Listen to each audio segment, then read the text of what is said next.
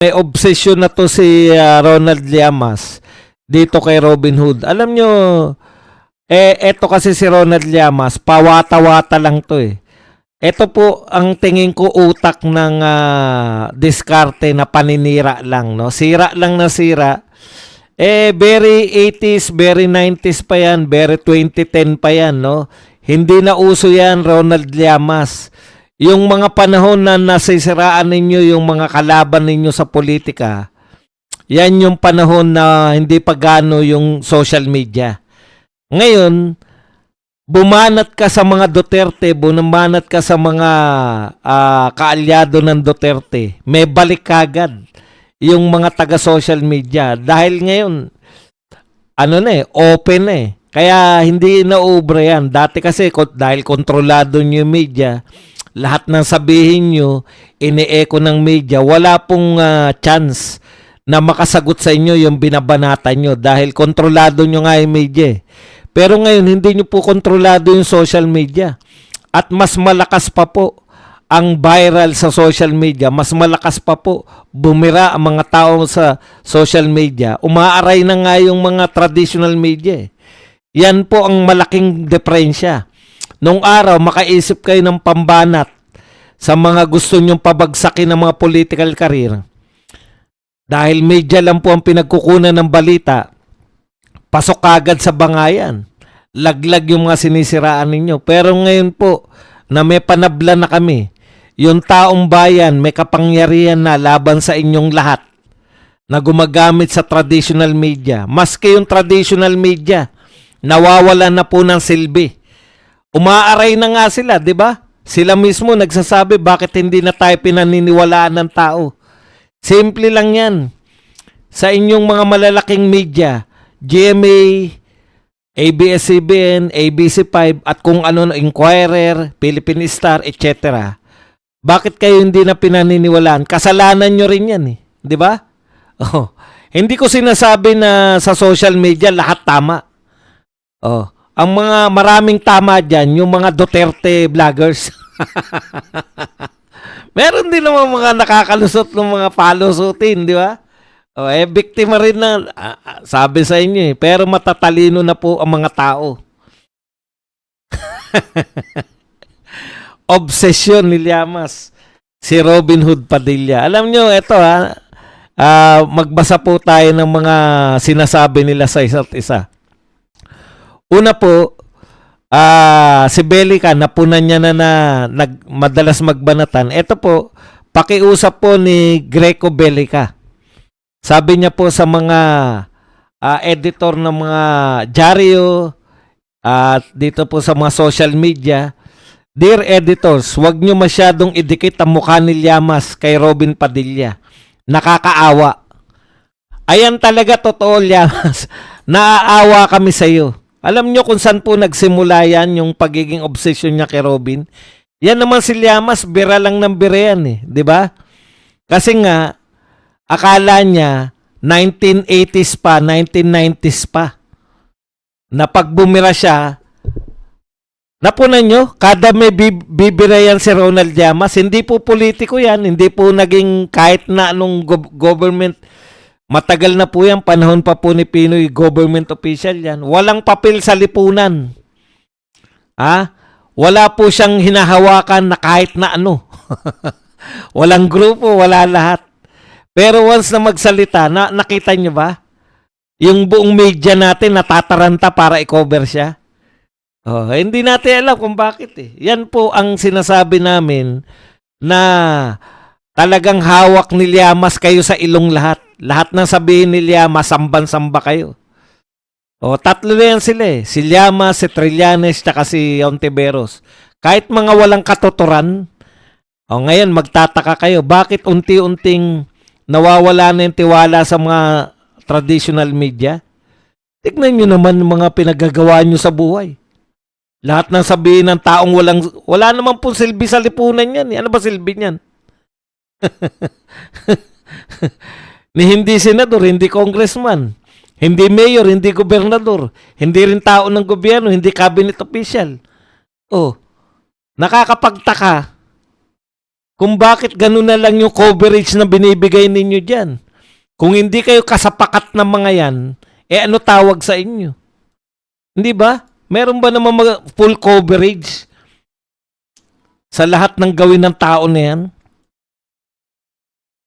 Buti man lang sana kung katulad siya ni Guanzon na dating COMELEC commissioner, dating nanalong congressman pero hindi pinaupo. Buti sana kung ganun siya. Wala talaga, totally zero.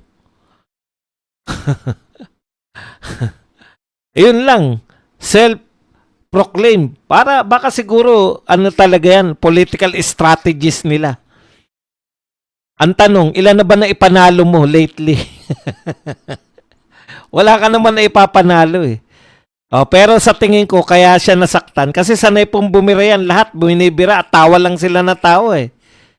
Pinagtatawanan. Alam mo kung sino nauuto niya ni Llamas? Yung mga bugok. Yung mga marami kasing bugok na natutulala sa mga matatalino eh. Aminado naman tayo, matalino naman si Llamas. Pero yung nganganga na lang, tapos oo na lang ng oo. Alam niyo kung bakit? Si Llamas parang importante. Kasi, ngayon na nalalantad sa atin ikaw ba yung political strategist ng mga dilawan? Sa iba sila nakaasa ng mga sinasabi? Luma na yung mga estilo niyo. Alam mo niyo, estilo ni Llamas? Sira, sira, sira. Pero hindi niya kaya mag-promote ng kanyang mga kandidato. Ang mahusay si Llamas, paninira. Siraan yung mga sa tingin nila, makakalaban nila. Kahit nga barangay captain, hindi mananalo yan.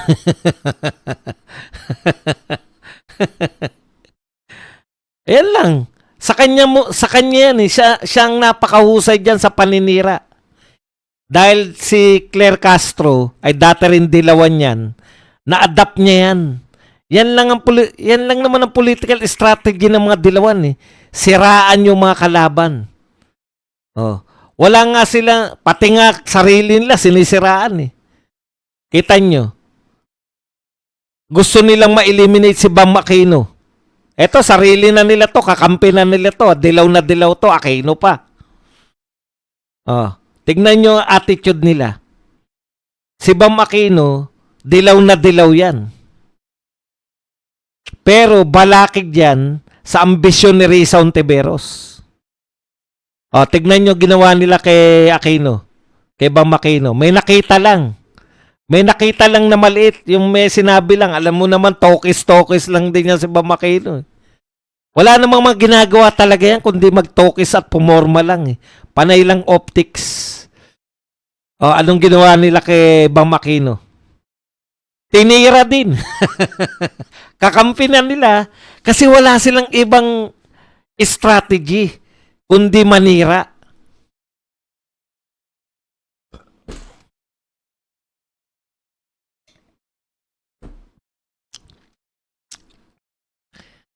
Kaya nga hindi na strategy yan mga dilawan Nung 80s, 90s, pwede pa yan. Early 2000. Pero ngayon, wala nang silbi ang paninira.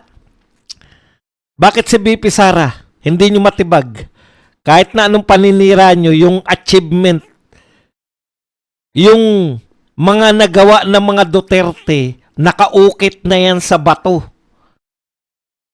Sintatag ng bato, sintatag ng 1 kilong semento. Hindi nyo matitibag ng mga paninira lang yan. Yan po yung tatak Duterte. Hindi nyo kayang sirain. Ngayon, balik tayo. Kung di ko sila papatulan di wala na akong babanata. Bakit ko daw pinapatulan yung mga dilawan? Ang channel ko po, bumira sa kalaban ng mga Duterte. Ngayon, kung ayaw nyo kung birahin sila, anong gusto nyo gawin ko sa channel ko? Purihin lang. Ang trabaho ko po, lahat ng bumibira sa mga Duterte, bibirahin ko rin. Ayan po yung channel natin eh. Ngayon, kung ayaw nyo po patulang ko yung mga kalaban ng Duterte, ano magagawa ko? Yun ang setup natin eh. Kayo naman, no? Katatapos ko lang ilang topic ko, si BP Sara, pinagmamalaki ko si BP Sara. Pwede bang bumanat din naman ako ng mga kalaban natin?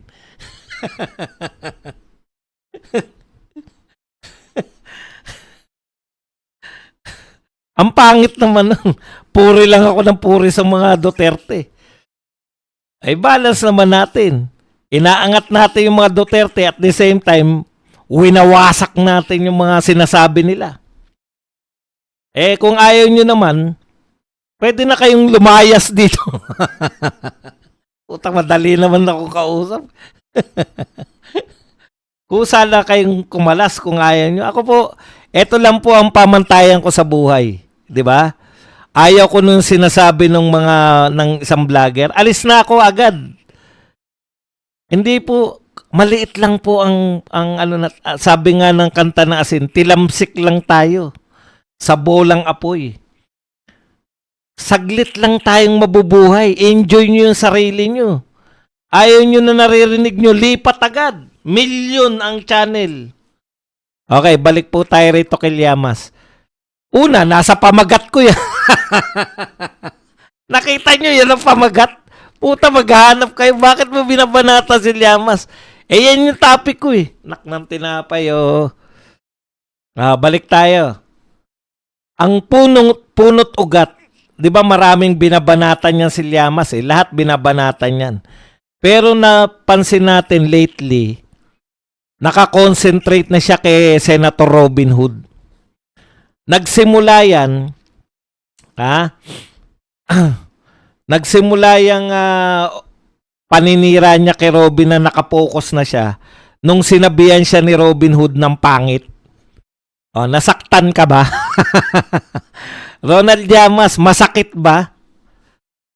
Minsan masakit po ang katotohanan eh.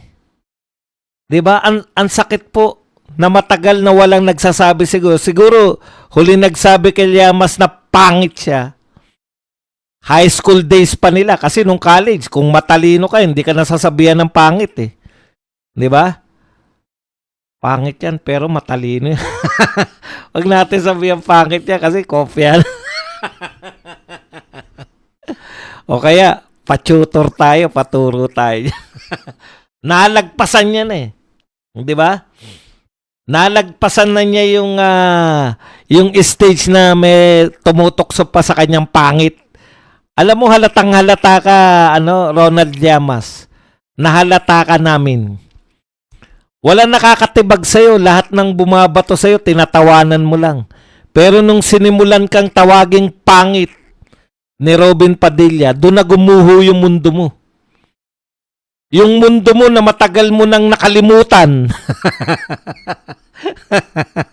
Na may tumatawag sa yung pangit, ibinalik. Ibinalik sa'yo ni Robin, pinamukha sa'yo. Alam mo yun? Si Robin na nagpaalala sa'yo ng nakaraan mong pilit mo nang kinakalimutan. Yung lumalaki ka, na dinudusta ka dahil sa yung itsura. At ang karamihan nagdudustat sa iyo, yung nanlalait sa iyo, yung mga katulad nila Robin Padilla, na sikat, lapitin ng chicks. Yan. Pero hindi mo na overcome yun eh. Hindi mo na nalakihan yun, natabunan lang. Kaya nung inungkat sa iyo, mayroon uling nagsabi, pinamukha sa iyo na isa kang pangit. Gumuho na uli yung mundo mo. Nagwala ka. Llamas, nakakaawa. Kinikilala ka ng mga dilawan na isa kan sa pinakamagaling sa kanila, political strategies. Kahit nga talunan kayo tuwing eleksyon, nakuha mo pa rin. Napangalagaan yung bantayog mo na nainalagaan na ikaw ang pinakamagaling na political strategies ng mga dilawan. Pero gumuho lahat. Nung sinabihan ka ng pangit. Yan ang katotohanan. Buhat na sinabihan ka ng pangit, nawindang ka. Hindi ka na nakarecover. Naging obsession mo na yung paninira kay Robin Hood.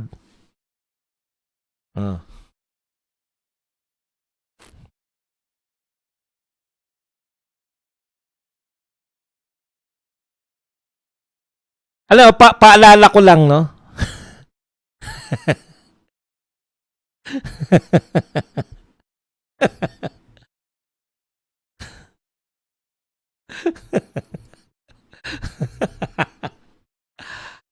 Opo, ako rin lumaki na tinutokso ko na pangit. Pero nung na-overcome ko na yan, na-realize ko, puta, hindi pala totoo na pangit ako.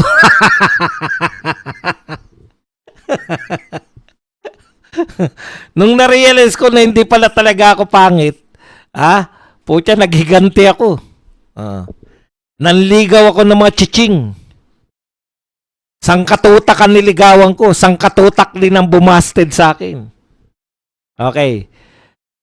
Nagsimula po to lately Alam naman natin na nilalait na yan kasi yan ang mentalidad ni Llamas Bumabawi po siya. Ang bawi niya po dahil galit po siya sa mundo. Natural po yan Yung mga tao po na pinanganak na ganyan na may kapansanan sa pagmumuka, may inseguridad yan. Yan, talaga inseguridad nila yan, yung mga ganyang itsura. May inborn, innate insecurities yan. At yan po, na paglalabanan nila yan sa pamamagitan ng pangungutya sa utak ng mga magagandang lalaki, ng mga magagandang babae. Basta mga magaganda, kinukutya nila yan na mga bobo at bobita. Yan. Kaya feeling nila angat sila. Yan yun Yan yung ginawa niya una kay Robin Padilla. Kinutya niya si Robin Padilla. Ugatin lang natin kung saan nagmula tong awayan na to insecure talaga yan, 'di ba?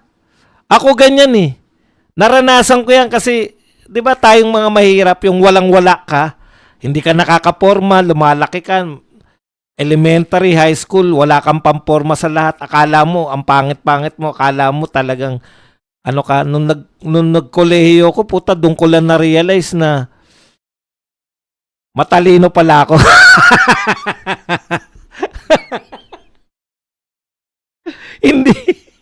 Hindi ko na-realize na pogi ako. Na-realize ko, matalino pala ako. At may mga babae palang pumapatol sa matatalino.